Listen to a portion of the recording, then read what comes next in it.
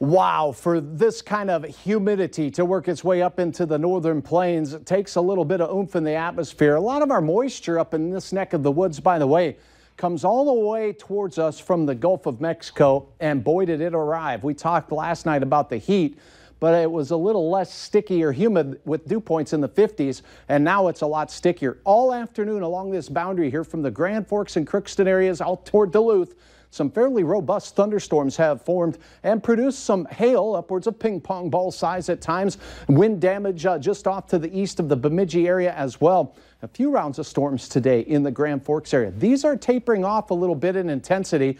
Nothing going on right now in our western counties west of the Red River, but we do have a little cell that's working its way along Highway 2, bringing some showers. It looks to be ending now in Grand Forks and East Grand Forks, and then we may see a little bit of a break.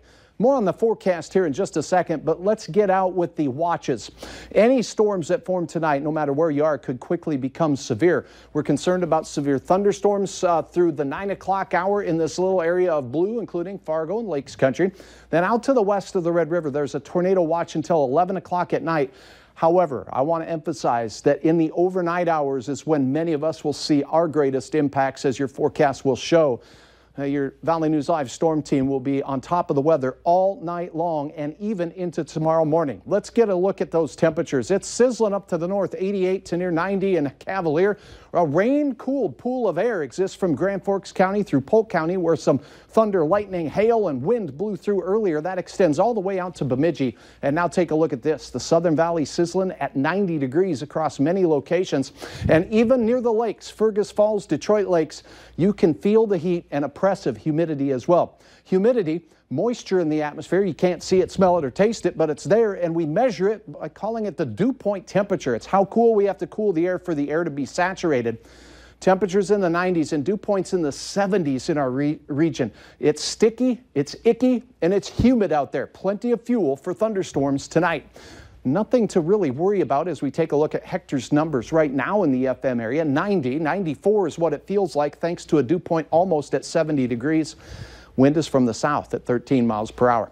Thunderstorms out in this neck of the woods look to be tapering off a little bit, but along this boundary, the warm front, we could see strong storms form. The best chance at any real severe weather with the tornado potential may likely be between 6 and 11 o'clock tonight with these guys moving through. Our storm tracker, Eric Whitehill, is getting ready to be on the scene. Here's a live shot of his video as he's getting himself positioned to keep his eyes on the skies for you. Now back to the forecast. 7 to 10 out to the west, a threat for some pretty nasty storms. Hail and gusty winds as well as an isolated tornado not out of the question.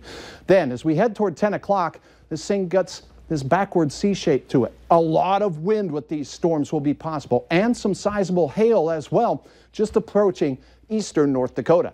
This moves through the valley, kind of falls apart, but look at this. It's to be followed up by another wave of storms in the wee hours of the night. Robust. The main risk here, damaging straight line winds and hail, and this moves right in through the valley. Look at our model, says look out in Main Street and Fargo and Moorhead. Could be coming our way about 2 to 4 a.m. After that, the fun continues, if you call it that, with thunderstorm chances persisting into the morning hours, not exiting until after daybreak. Temperatures will be in the 60s, rising quickly into the 80s once again to close the work week off with some hot weather here in the valley. Tomorrow night can't rule out spotty thunderstorms as well, but the risk for severe a little lower. 70 degrees to start your day, near 90 tomorrow once again in the afternoon. A little cooler in the Devil's Lake Basin. It looks like a sizzler and a good Friday to be out at the lakes with temperatures in the 80s out there. So taking a look at a photo uploaded to us as those storm clouds scraping the ground here near Fisher. Indeed, Trent, we want to thank you for taking the time to upload your photo. Here's a look at the planning forecast. Our severe risk lasts into tomorrow morning. Then the rest of the day, for the most part, quiet and hot. Not as hot on Saturday. We still have a storm chance in the forecast, and that does extend into Sunday as well, although the probability of any rain or thunder is a little lower. The 4th of July looks very hot once again, and we can't rule out some thunderstorms there as well. We have a little celebration going on. We do. Well, I think probably these two people are, yeah. I know we do. Yeah, we want to let you know about the Village